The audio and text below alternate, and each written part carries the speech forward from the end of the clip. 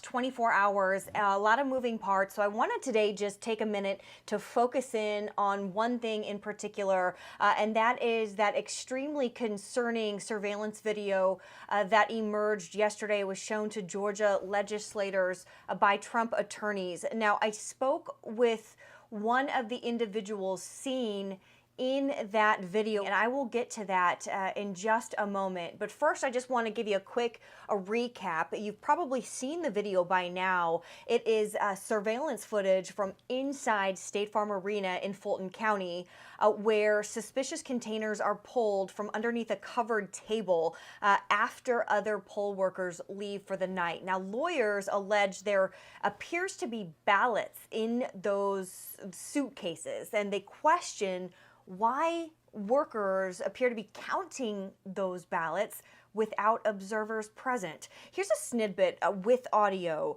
from one of the attorneys yesterday. Take a listen. So now they're going to start pulling these ballots out from under this table.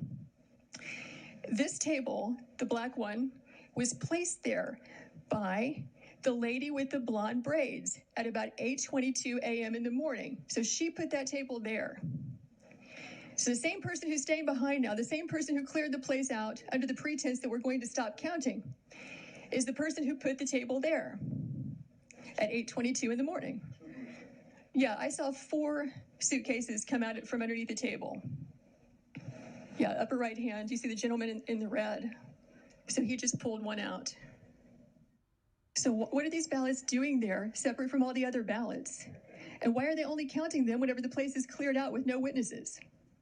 How many ballots went through those machines in those 2 hours when there was no one there to supervise, to be present, consistent with your statutes and rules, to supervise the tabulation?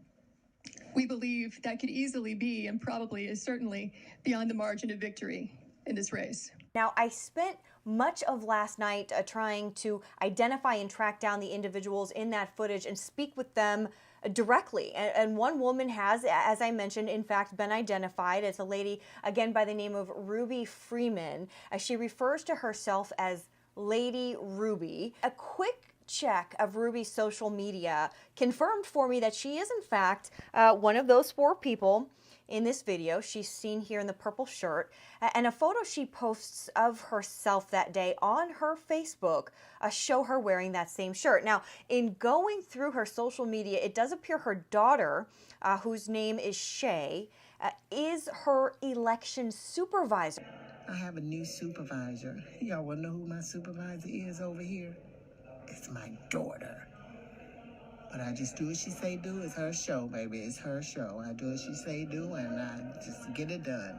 You could hear the lawyer refer to the woman who moves that table into the room as the one with blonde braids. And you can see in this photo here, Ruby posts an article from the AJC that featured her daughter, and she references her daughter in that photo, who also happens to have long blonde braids. So if that's the case, which it appears to be, then 2 of the 4 people in the room that night were this mother-daughter duo. Now, also on her social media, she has a couple of questionable posts, and they're important for context. In these posts, Ruby expresses her support for Joe Biden and what appears to be her disdain for President Trump. Does that mean she committed fraud? No, it doesn't. But it is important for context as we see how this plays out for the next several of days. Now, as I mentioned, I did reach out to Ruby to get a comment directly from her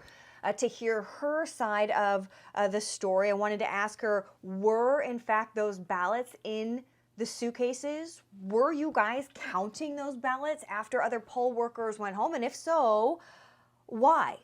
Well, Ruby initially said to me that she responded. She said she was getting a lot of negative comments, and she agreed to do an interview with me to tell her side of the story.